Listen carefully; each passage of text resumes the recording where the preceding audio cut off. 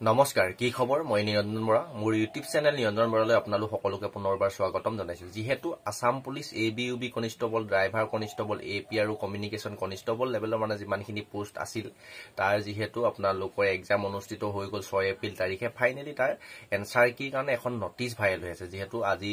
12 এপ্ৰিল কিন্তু যোৱাকালি ডেটতে আছে কিন্তু এখন হয়তো অফিচিয়েলি আপোনালোকৰ যোৱা নটিচ হ'ব পাৰে নহলো হয়তো আজি মানলৈ আপোনাৰ অফিচিয়েল ওয়েবসাইটত আপলোড হৈ যাব পাৰে কিন্তু বৰ্তমানলৈকে অফিচিয়েল ওয়েবসাইটত আপলোড হোৱা নাই কিয়নো অসম পুলিচৰ যেতিয়া আপোনালোকৰ নটিচ বিলাক আহে যেটো ডেট দিয়ে তাৰ পিছ দিনালেহে নটিচখন আমি অফিচিয়েল ওয়েবসাইটত দেখিবলৈ পাওঁ এইটোখতে আপোনালোকৰ নটিচখন দেখি থাকিব যেহেতু অসম পুলিচৰ ওএমআৰ বেস মানে অফলাইনত আপোনালোক গুল কৰিবলগা যিখন ওএমআৰ সিট আপোনালোকৰ এক্সামটো তেনেদৰে অনুষ্ঠিত হয় তাৰ অসম চৰকাৰে কি কৈছে 2024-25 পৰা আপোনালোকে এনসাৰ কি সমূহ দিয়াৰ ব্যৱস্থা কৰিছে সেইবাবে আপোনালোকে এই নটিচখনৰ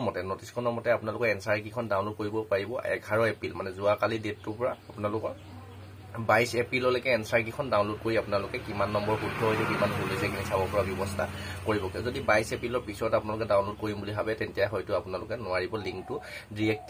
ডিএক্টিভেট কৰি দিব সেই কাৰণে হয়তো আজি আপোনালোকৰ 12 এপ্ৰিল আপোনাৰ আজি 5টা বা 11টা বা 12টা বজা মানলৈকে আমি অফিচিয়েল ওয়েবসাইটত দেখি যাম সাগে যদি হেতু নটিচ হসা হ'বলে হয় আপোনালোকৰ ফাইনালি এনসাৰ কিটো মানে আপুনি কিমানটা প্ৰশ্ন কৰিছিলে আপুনি কিমানটা কোড গোল কৰিছিলে গোটেইখিনি চাব পাৰিব কিন্তু সেই চাবলে আপুনি 50 টকা এটা পেমেন্ট কৰিব লাগিব পেমেন্ট কৰিহে আপুনি নিজৰ এনসাৰ কিটো চাব পাৰিব আৰু তাৰ লগতে আপুনি ধৰি লওক এটা কোৱেশ্চন কৰিলে আপুনি শুদ্ধ উত্তৰে দিছে কিন্তু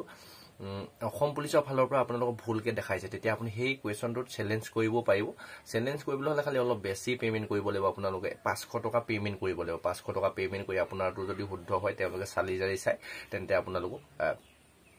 যেটো নম্বৰ পাব লাগে হেতু নম্বৰ আপোনালোকক দি দিব কিন্তু এনেকুৱা নহয় যে আপুনি ভুল উত্তৰে কৰিছিলে কিন্তু তাৰ আপোনালোকৰ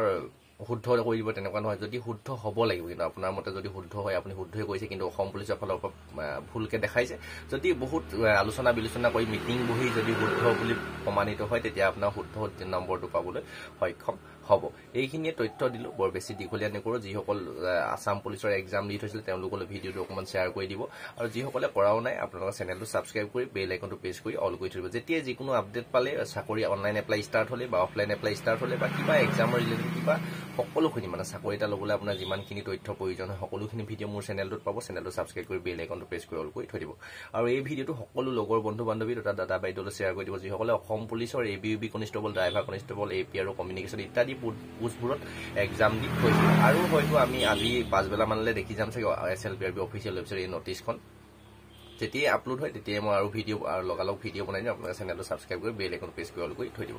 ডেসক্ৰিপচনতে হোৱাটছআপ গ্ৰুপৰ লিংক টেলিগ্ৰাম চেনেলৰ লিংক ফেচবুক পেজৰ লিংক আৰু ইনষ্টা আইডি নিৰঞ্জন বৰা দি আছে গোটেইখিনি ফলো কৰি সাবস্ক্ৰাইব কৰি লব আজি ভিডিওৰ পৰা ইমানতে বিদায় লৈছো নেক্সট আকৌ এটা অতি গুৰুত্বপূৰ্ণ ভিডিও হেতে আপোনালোকক লগ পোৱাৰ প্ৰতিশ্ৰুতিয়ে আজি ভিডিওৰ পৰা ইমানতে বিদায় লৈছো আৰু গোটেই ইনফৰমেশ্যনখিনি পাই যদি ভাল লাগে লাইক কৰি দিব ধন্যবাদ